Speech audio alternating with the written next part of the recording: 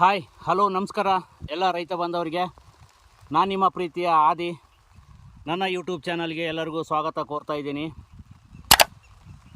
ಇವತ್ತಿನ ವಿಡಿಯೋದಲ್ಲಿ ನಿಮಗೆ ಒಂದು ವಿಶೇಷವಾದ ಬೆಳೆ ಬಗ್ಗೆ ನಾನು ಒಂಚೂರು ಮಾಹಿತಿ ಕೊಡೋಣಂತ ಈ ವಿಡಿಯೋ ಮಾಡ್ತಾಯಿದ್ದೀನಿ.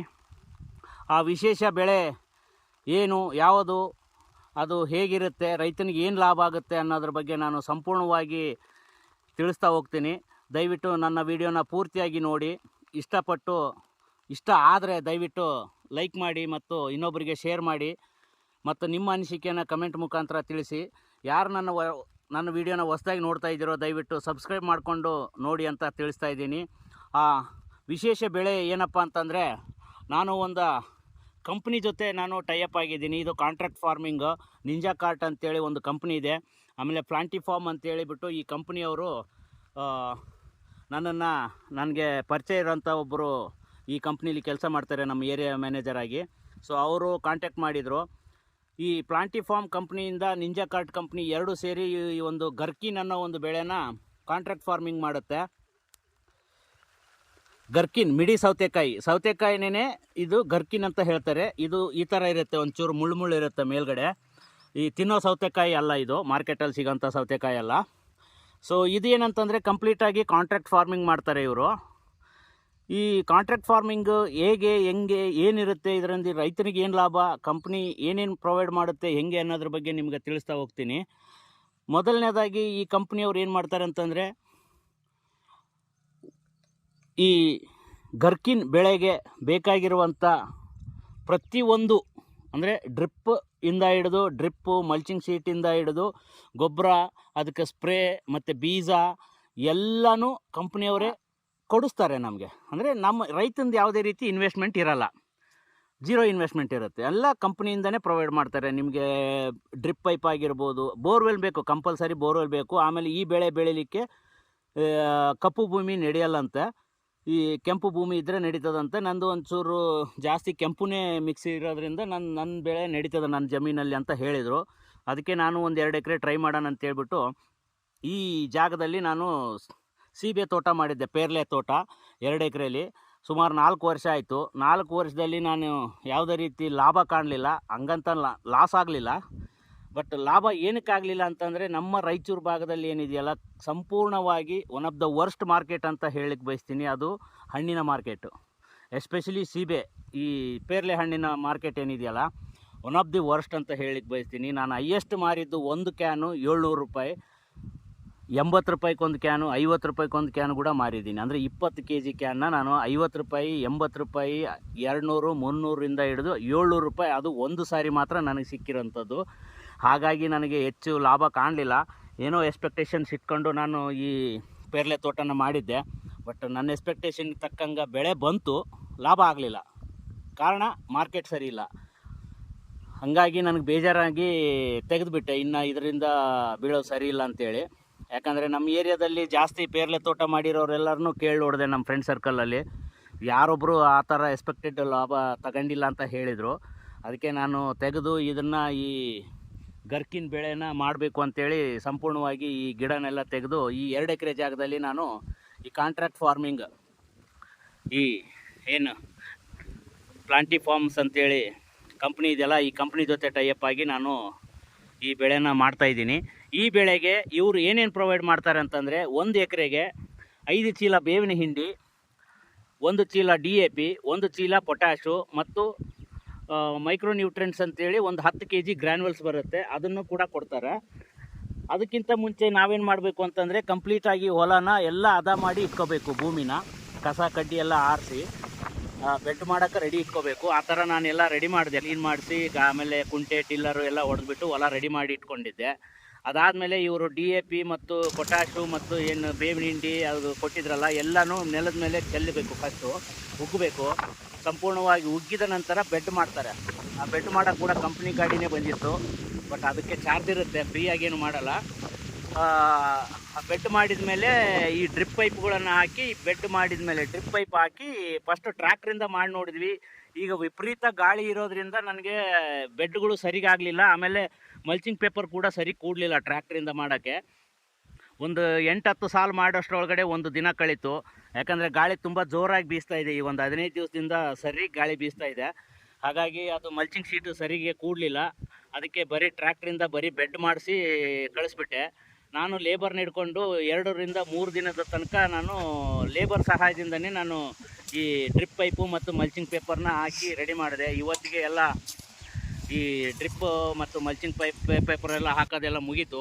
2 ಎಕರೆ ಜಾಗದಲ್ಲಿ ಈ ಥರ 40 ಸಾಲುಗಳು ಕೂತಿದೆ. ಈ ಮುಂದಿನ ಹಂತ ಏನಂತಂದರೆ, ಈಗ ಬೀಜ ಕೊಡ್ತಾರೆ ಅವರು, ಆ ಗರ್ಕಿನ್ ಸೌತೆಕಾಯಿ ಬೀಜ ಕೊಡ್ತಾರೆ. ಆ ಬೀಜನ ನಾನು ಈ ಡ್ರಿಪ್ ಮಲ್ಚಿಂಗ್ ಪೇಪರ್ ಮೇಲೆ ನಾನು ಹೋಲ್ಗಳು ಹಾಕಿ ಆ ಬೀಜನ ಬಿತ್ತನೆ ಮಾಡಬೇಕು. ಅದು ನಾನು ಇದನ್ನು ಡ್ರಿಪ್ ಪೈಪ್ಗಳು ಎಲ್ಲೆಲ್ಲಿ ಕೆಲಸ ಮಾಡ್ತವೆ, ಏನೇನಾಗಿದೆ ಅಂತ ಎಲ್ಲ ಚೆಕ್ ಮಾಡ್ಕೊಳ್ಳೋಕೆ 1-2 ದಿನ ಟೈಮ್ ಬೇಕಾಗುತ್ತೆ. ಆಮೇಲೆ ಈ ಡ್ರಿಪ್ ಪೈಪ್ಗಳು, ಆಮೇಲೆ ಈ ಮಲ್ಚಿಂಗ್ ಪೇಪರು ಎಲ್ಲ ಎಲ್ಲೆಲ್ಲಿ ರಿಪೇರಿ ಇದೆ ಅದನ್ನೆಲ್ಲ ರೆಡಿ ಮಾಡ್ಕೋಬೇಕು. ಗಾಳಿಗೆಲ್ಲ ಪೇಪರೆಲ್ಲ ಎದ್ದೋಗಿರುತ್ತಲ್ಲ, ಅದೆಲ್ಲ ರೆಡಿ ಮಾಡಿಕೊಂಡು ನಾನು 2 ದಿನ ಟೈಮ್ ಕೇಳಿದ್ದೀನಿ. ಆ 2 ದಿನದಲ್ಲಿ ನಾನು ಮತ್ತೆ ಆ ಬೀಜನೆಲ್ಲ ಹಾಕ್ತೀನಿ. ಕಂಪನಿಯವರು ನಮಗೇನು ಹೇಳಿದ್ದಾರೆ ಅಂತಂದರೆ, 1 ಎಕರೆಗೆ ಈ ಎಲ್ಲ ಬೆಳೆ 90 ದಿನದ ಬೆಳೆ ಇದು. ಈ 90 ದಿನದಲ್ಲಿ ನಿಮಗೆ ಏನಿಲ್ಲ ಅಂತಂದರೆ ಒಂದು 30ರಿಂದ 40 ಸಾವಿರ ಮಿಕ್ಕುತ್ತೆ ಅಂತ ಹೇಳಿದ್ದಾರೆ. 7 ಟನ್ ಇಳುವರಿ ಬಂದರೆ ಸಾಕು, ನಿಮಗೆ 30ರಿಂದ 40 ಸಾವಿರ ಮಿಕ್ಕುತ್ತೆ ಅಂತ ಹೇಳಿದ್ದಾರೆ ರೈತರಿಗೆ ಲಾಭ. ಇದು 8ರಿಂದ 10 ಟನ್ ಬರುತ್ತಂತ. ಬೇರೆ ಕಡೆ ಎಲ್ಲ ನಾನು ಕೇಳಿ ನೋಡಿದ್ದೀನಿ, ಯೂಟ್ಯೂಬಲ್ಲಿ ಕೂಡ ಸರ್ಚ್ ಮಾಡಿ ನೋಡಿದೆ. 8-10 ಟನ್ ಮಿನಿಮಮ್ ಬರುತ್ತಂತ ಹೇಳ್ತಾರೆ. ಬಟ್ ಇವ್ರ ಕಂಪ್ನಿಯವ್ರು ನಮಗೆ 7 ಟನ್ ಬಂದರೆ ನಿಮಗೆ ಈ ಥರ ಲಾಭ ಉಳಿತದಂತ ಹೇಳಿದರು. ಅದಕ್ಕೆ ನಾನು ಈ ಊರಲ್ಲಿ ಒಂದಷ್ಟು ಜನನ ಕಲಿಸಿ ನಾನು ಮೀಟಿಂಗ್ ಮಾಡಿದ್ದೆ ಕಂಪ್ನಿಯವ್ರ ಜೊತೆ. ಭಾಳಷ್ಟು ಜನ ಮಾಡ್ತೀನಿ ಅಂತ ಅಂದಿದ್ರು. ಯಾಕೋ ರೈತರು ಅದನ್ನು ಒಲವು ತೋರಿಸಲಿಲ್ಲ. ನಾನು 2 ಎಕರೆ ಟ್ರೈ ಮಾಡೋಣ ಅಂತ ಹೇಳ್ಬಿಟ್ಟು ಮಾಡಿದ್ದೀನಿ. ನೋಡೋಣ ಈ ಬೆಳೆ ಹೆಂಗೆ ಬರುತ್ತೆ, ಏನು ಬರುತ್ತೆ ಅಂತ ನೋಡಿಬಿಟ್ಟು ಮುಂದಿನ ರೈತರಿಗೆ ಅನುಕೂಲ ಆದರೆ ನಾನು ರೆಫರ್ ಮಾಡ್ತೀನಿ ಮುಲಾಜಿಲ್ದಂಗೆ. ಸೊ ಲಾಭ ಇತ್ತಂತಂದರೆ ಒಳ್ಳೆಯದಲ್ಲ ರೈತನಿಗೆ. ಹಾಗಾಗಿ ಆಮೇಲೆ ಇನ್ನೊಂದು ಮೇನ್ ಅಂತಂದರೆ ಏನಂತಂದರೆ, ರೈತಂದು ಇನ್ವೆಸ್ಟ್ಮೆಂಟ್ ಇಲ್ಲ, ಕಂಪ್ಲೀಟ್ ಇನ್ವೆಸ್ಟ್ಮೆಂಟ್ ಎಲ್ಲ ಕಂಪ್ನಿ ಕೊಡುತ್ತೆ. ಆ ಕಂಪ್ನಿಯವ್ರು ಏನೇನು ಕೊಡ್ತಾರೆ ಎಲ್ಲ ಕೊಡಿಸ್ತಾರೆ. ಗೊಬ್ಬರದಿಂದ ಹಿಡಿದು ಎಣ್ಣೆ ಸ್ಪ್ರೇ ಮಾಡೋದು, ಬೀಜ, ಗೊಬ್ಬರ ಎಲ್ಲ ಅವರೇ ಕೊಡ್ತಾರೆ. ಲೇಬರ್ ಮಾತ್ರ ನಾವು ಖರ್ಚು ಮಾಡ್ಕೋಬೇಕಾಗತ್ತೆ ಅಂತ ಹೇಳಿದ್ದಾರೆ. 1 ಎಕರೆಗೆ 30,000-40 ಸಾವಿರ ಮಿಕ್ಕುತ್ತಂತ ಹೇಳಿದಾರಲ್ಲ, ಅದು ಎಲ್ಲ ಖರ್ಚು ತೆಗೆದು. ಅಂದರೆ 1 ಎಕರೆಗೆ 4ರಿಂದ 5 ಜನ ಲೇಬರ್ ಖಂಡಿತವಾಗ್ಲೂ ಕಂಟಿನ್ಯೂ ಆಗಿ ಬೇಕಾಗುತ್ತೆ. ಅಂದರೆ ಯಾವಾಗ ಹಾರ್ವೆಸ್ಟ್ ಅಂದರೆ 30ರಿಂದ 35 ದಿನದಿಂದ ಹಾರ್ವೆಸ್ಟಿಂಗ್ ಏನು ಸ್ಟಾರ್ಟ್ ಆಗುತ್ತಲ್ಲ, ಕಾಯಿ ಹರಿಯೋದು, ಅವಾಗಿಂದ ನಮಗೆ ಕಂಟಿನ್ಯೂ ಆಗಿ ನಮಗೆ ಸೌತೆಕಾಯಿನ ಏನು ಸಣ್ಣ ಸಣ್ಣ ಸೌತೆಕಾಯಿ ಹರಬೇಕು. ಅಂದರೆ ದೊಡ್ಡದಾಗಕ್ಕೆ ಬಿಡೋಂಗಿಲ್ಲ. ಯಾಕಂದರೆ ಇದರಲ್ಲಿ ಕೆಲವು ಪ್ರೊಸೀಜರ್ಗಳಿದ್ದಾವೆ. 3 ಗ್ರೇಡ್ ಸೌತೆಕಾಯಿನ ಇವರು ತೊಗೊತಾರೆ ಗರ್ಕಿನ್ನ. ಅಂದರೆ 1 ಗ್ರೇಡು, ಫಸ್ಟ್ ಗ್ರೇಡಿಗೆ 35 ರೂಪಾಯಿ ಇರುತ್ತೆ, ಸೆಕೆಂಡ್ ಗ್ರೇಡಿಗೆ ಒಂದು ರೇಟು, ಥರ್ಡ್ ಗ್ರೇಡ್ಗೆ ಒಂದು ರೇಟ್, ಈ ಥರ ಇರುತ್ತೆ. ಸೊ ನಾವು ಫಸ್ಟ್ ಗ್ರೇಡ್ ಕಾಯಿಗಳನ್ನ ಹರಿಬೇಕಂದ್ರೆ ಎಷ್ಟು ಚಿಕ್ಕ ಕಾಯಿಗಳನ್ನ ಹರಿತೀವಿ ಅಷ್ಟು ಮಾತ್ರ ನಮಗೆ ಲಾಭ.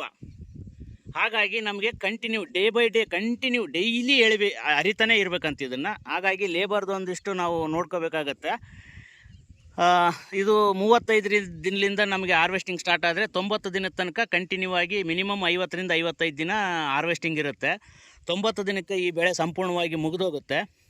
ಆಮೇಲೆ ಇನ್ನೊಂದು ಏನಂತಂದರೆ, ರೈತನಿಗೆ 30,000 ಉಳಿಯೋದ್ರ ಜೊತೆಗೆ ಈ ಡ್ರಿಪ್ಪು ಮಲ್ಚಿಂಗ್ ಪೇಪರು ಲಾಭನೇ.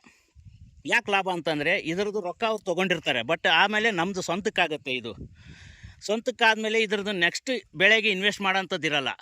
ಆವಾಗ ನಮಗೆ ಮಿನಿಮಮ್ 1 ಲಕ್ಷ ಉಳಿತದಂತ ಹೇಳ್ತಾರೆ ಕಂಪ್ನಿಯವರು, ಯಾವುದು ಇದೇ ಬೆಳೆಗೆ. ಯಾಕಂದರೆ ಮತ್ತೆ 2ನೇ ಸಲ ಕೂಡ ಈ ಮಲ್ಚಿಂಗ್ ಪೇಪರ್ನ ಯೂಸ್ ಮಾಡ್ಕೋಬೋದು 2ನೇ ಬೆಳೆಗೆ. 1 ವರ್ಷದಲ್ಲಿ 2 ಬೆಳೆ 3 ಬೆಳೆನೂ ತೆಗಿತಾರಂತೆ ಮಲೆನಾಡು ಕಡೆ ಎಲ್ಲ. ಬಟ್ ನಮ್ಮ ಕಡೆ ಮಳೆ ಬೇಗ ಬರಲ್ಲ, ಆಮೇಲೆ ಜಾಸ್ತಿ ಬಿಸಿಲು ಇರೋದ್ರಿಂದ 2 ಬೆಳೆ ಆರಾಮಾಗಿ ತೆಗಿಬೋದು ಅಂತ ಹೇಳ್ತಾರೆ. ಆಮೇಲೆ ಎಲ್ಲ ಮಣ್ಣಿಗೂ ಎಲ್ಲ ಬೆಳೆ ಎಲ್ಲ ವಾತಾವರಣಕ್ಕೂ ಸೂಟ್ ಆಗುತ್ತಂತ ಹೇಳ್ತಾರೆ ಈ ಬೆಳೆ. ನೋಡೋಣ. ಈ ನೆಕ್ಸ್ಟ್ ಬೆಳೆಗೆ ಏನಂತಂದರೆ, ಈ ಮಲ್ಚಿಂಗ್ ಪೇಪರ್ ರೀಯೂಸ್ ಆಗುತ್ತೆ ಮತ್ತು ಡ್ರಿಪ್ ಕೂಡ ರೀಯೂಸ್ ಆಗುತ್ತೆ. ಅದು 2ನೇ ಬೆಳೆಗೆ ರೈತನಿಗೆ ಅದೇ ಲಾಭ. ಫಸ್ಟ್ನೇ ಬೆಳೆಗೆ 30,000-40,000 ಉಳಿತದೆ ಅಂತ ಹೇಳಿದ್ರಲ್ಲ, ಅದು 2ನೇ ಬೆಳೆಗೆ ಜಾಸ್ತಿ ಆಗುತ್ತೆ. ಮಿನಿಮಮ್ 60-80 ಲಕ್ಷ ತನಕ ಉಳಿತದೆ ಅಂತ ಹೇಳ್ತಾರೆ. ನೋಡೋಣ. ಹಂತವಾಗಿ ನಾನು ಈ ಬೆಳೆ ಬಗ್ಗೆ ಯಾವಾಗ ನಾನು ಈ ಬೀಜ ಹಾಕ್ತೀನಿ ಆವಾಗಲಿಂದ ಯಾವ ಥರ ಬೆಳವಣಿಗೆ ಆಗುತ್ತೆ, ಏನೇನು ಸ್ಪ್ರೇ ಕೊಡ್ತೀವಿ, ಕಂಪ್ನಿಯವ್ರು ಏನೇನು ಗೈಡ್ ಮಾಡ್ತಾರೆ, ಅದನ್ನೆಲ್ಲ ನಿಮಗೆ ತಿಳಿಸ್ತಾ ಹೋಗ್ತೀನಿ. ಅದರ ಜೊತೆಗೆ ನಾಳೆ ಏನು ಬೀಜ ಹಾಕೋ ಟೈಮಲ್ಲಿ ಈ ಕಂಪ್ನಿಯವ್ರ ಜೊತೆ ನಾನು ಒಂದು ಇಂಟರ್ವ್ಯೂ ಕೂಡ ಮಾಡ್ತೀನಿ. ಅಂದರೆ ನಿಮ್ಗೆ ಕ್ಲಿಯರ್ ಕಟ್ಟಾಗಿ ನಾನೇನು ಅರ್ಧಂಬರ್ಧ ಕೊಟ್ಟಿರ್ಬೋದು ಇನ್ಫಾರ್ಮೇಷನು, ಅವ್ರು ಕಂಪ್ಲೀಟ್ ಮಾಹಿತಿನ ಕೊಡಿಸ್ತೀನಿ ಅವ್ರ ಜೊತೆ. ನಾಳೆ ಬರ್ತೀನಿ ಅಂದಿದ್ದಾರೆ ಏರಿಯಾ ಮ್ಯಾನೇಜರ್ ಅವರು. ಅವ್ರು ಬಂದರೆ ಅವ್ರ ಜೊತೆ ನಾನು ಇಂಟರ್ವ್ಯೂ ಮಾಡಿಸ್ತೀನಿ. ಅಂದರೆ ಯಾವ ಥರ ಇರುತ್ತೆ, ಏನು ಈ ಕಂಪ್ನಿ ಎಲ್ಲಿರುತ್ತೆ, ನೀವು ಎಲ್ಲಿಗೆ ಅವ್ರು ಎಲ್ಲಿಗೆ ಕಳಿಸ್ತಾರೋ ಏನು ಮಾಡ್ತಾರೋ ಅದು ನಮಗೆ ಬೇಡ. ಬಟ್ ನಮಗೆ ಬರೋಂಥ ಲಾಭ ಬಂದರೆ ಸಾಕು, ಸ್ವಾರ್ಥ ಅಲ್ಲ ಇದರಲ್ಲಿ. ಯಾಕಂದರೆ ರೈತನಿಗೆ ಏನಂತಂದರೆ ಲಾಭ ಆಯಿತು ಅಂತಂದರೆ ಆ ಕಂಪ್ನಿಯವ್ರಿಗೆ ಲಾಭ ಇರುತ್ತೆ, ಲಾಭ ಇರಲಾರ್ದು ಅವರಂತೂ ಮಾಡಲ್ಲ. ಬಟ್ ನೋಡೋಣಂತ ಅವ್ರ ಜೊತೆನೂ ಮಾತಾಡಿಸ್ತೀನಿ, ಯಾವ ಥರ ಈ ಕಂಪ್ನಿ ಏನೇನು ಕೊಡುತ್ತೆ, ಬೆಳೆ ಬರೋ ತನಕ ಏನೇನು ಲಾಭ ಆಗುತ್ತೆ, ಯಾವ ಥರ ಲಾಭ ಆಗುತ್ತೆ ಅನ್ನೋದ್ರನ್ನ ನಾನು ಸಂಪೂರ್ಣ ಮಾಹಿತಿ ಅವ್ರ ಜೊತೆ ಕೂಡ ಕೊಡಿಸ್ತೀನಿ ಕೂಡ ಮುಂದಿನ ವೀಡಿಯೋದಲ್ಲಿ. ಸೊ ಇಷ್ಟು ಇವತ್ತಿನ ವೀಡಿಯೋದಲ್ಲಿ ನಾನು ಸ್ಟಾರ್ಟ್ ಮಾಡಿ ಕೊಟ್ಟಿದ್ದೀನಿ. ಮುಂದಿನ ವೀಡಿಯೋದಲ್ಲಿ ನಾನು ಕಂಪ್ಲೀಟಾಗಿ ಹಂತ ಹಂತವಾಗಿ ಮಾಹಿತಿನ ಕೊಡ್ತಾ ಹೋಗ್ತೀನಿ. ನೀವು ನೋಡಿ ಇಷ್ಟ ಆದರೆ ಕಮೆಂಟ್ ಮಾಡಿ, ದಯವಿಟ್ಟು ಲೈಕ್ ಮಾಡಿ, ಇನ್ನೊಬ್ಬರಿಗೆ ಶೇರ್ ಮಾಡಿ. ಇನ್ನೊಬ್ಬ ರೈತರಿಗೆ ಯೂಸ್ ಆಗೋದಿತ್ತು ಅಂತಂದರೆ ಖಂಡಿತವಾಗ್ಲೂ ಆಗಲಿ ಅನ್ನೋದೇ ನನ್ನ ಅಭಿಪ್ರಾಯ. ಸೊ ಮುಂದಿನ ವೀಡಿಯೋದಲ್ಲಿ ಮತ್ತೆ ಸಿಗೋಣಂತ. ಅಲ್ಲಿವರೆಗೂ ನನ್ನ ವೀಡಿಯೋನ ನೋಡ್ತಾ ಇರಿ. ತುಂಬ ಥ್ಯಾಂಕ್ ಯು, ಧನ್ಯವಾದಗಳು. Thank you.